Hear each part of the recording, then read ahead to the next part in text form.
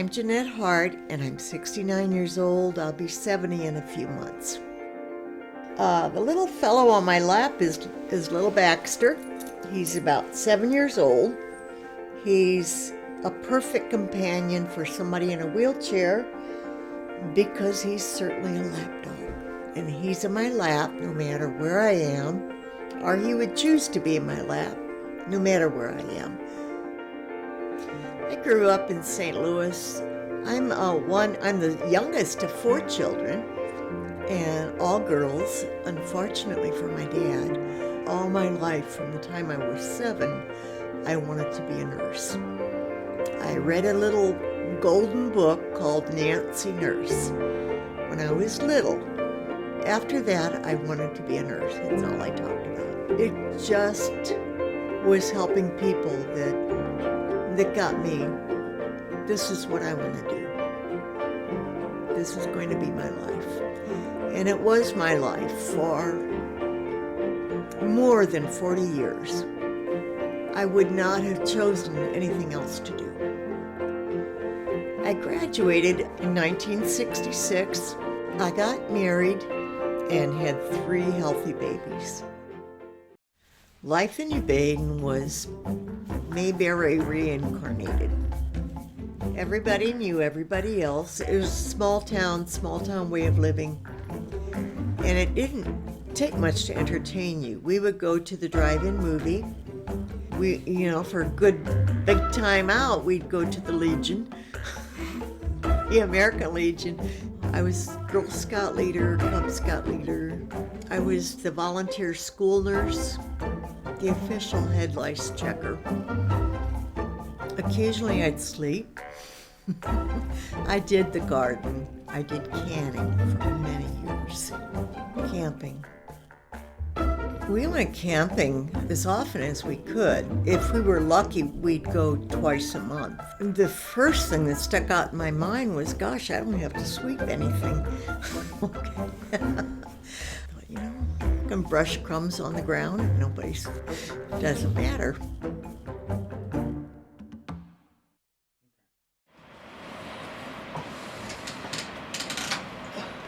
First sign of trouble was when I noticed my left foot turning outward and the arch going flatter and flatter, if that was possible. Did an x-ray and it showed that I had a lot of arthritis in that left foot.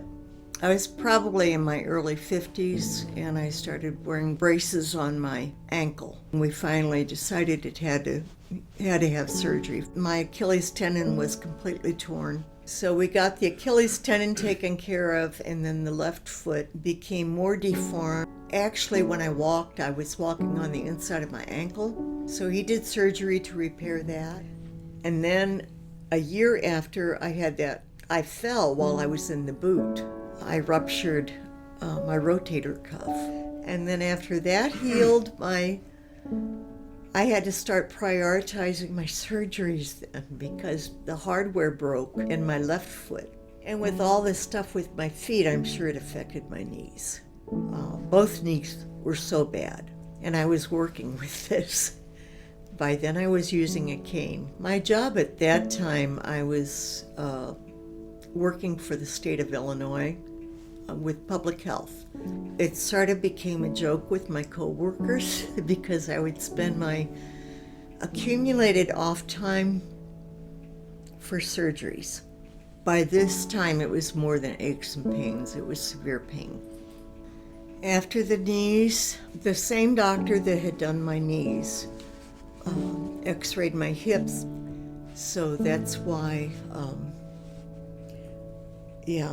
the right hip was done. And after the surgery of the right hip, I could never do all the exercises I was supposed to do. They did an aspiration of that hip to see if there was anything in there. He thought there was fluid. Well, what they drew out was just this gunmetal gray gook. It turned out to be chromium. So he did what they call revision. It's putting in another hip. The metal had worn a groove in my pelvic bone. Found out also that ligaments had been severed. Well, then I had cataract of the left eye removed. I don't even consider that a surgery. That was nothing. And then I had a revision of the left foot. By December, I got a dislocation of the right hip after that first revision. It dislocated on Christmas Day. I was at my son's house in Arnold, and I went to buy some batteries for the kids' toys. When they lay down for a nap, I thought I'll go to Walgreens. As soon as I tried to get out of the car, I didn't even have my right leg to the outside door, and I felt it pop in excruciating pain. That was some of the worst pain. Denise had to leave the room.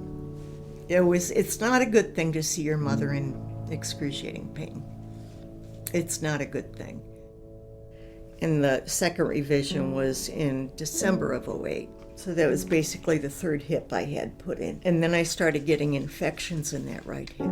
So they totally removed the hip in June of '09. He took out any hardware, anything that was in there. So there was nothing left between where they cut it off at my femur and my pelvic bone. I had lived in New Baden for more than 40 years. Kids all were raised there. But when I could no longer drive because of my hip, we made a decision that I would move to St. Louis, where there's transportation available. I just was very active, and people said they had to make sure I was going to be home before they stopped by. The last 8 months, I really was surprised because I just gradually started losing ability to do things. I was able to move myself with effort from like the bed to the chair and the chair to the bathroom, and I took great pride in that the only joint that I had not had surgery on was my left hip. 5 years ago they said it's bone on bone, you'll need that changed eventually. So I said, okay, it's fine. And the last probably 8 months, it's gradually gotten so bad that I can't put weight on it. I can't stand on it, which affects my entire life. I can't get something out of my kitchen cabinet. I can't get something off the top shelf of my refrigerator. I can't bend over. As a result, I've not put out one plant this year. And if they were put out, I wouldn't be able to maintain them. I can't go out to events that I used to go to. I can't socialize with my friends. It pretty much is isolating me. Something dear to my heart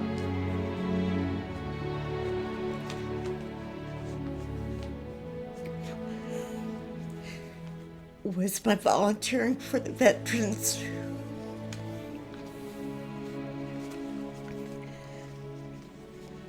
I volunteer once a week at the Missouri Veterans Home.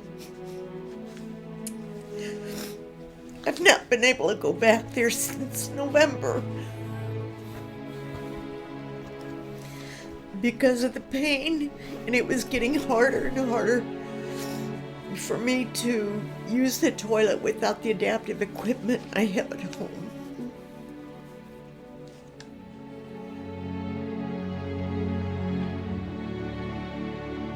Just all in all, it's taken away my life. And I've been alone in my own home for many years, many years, since 1998.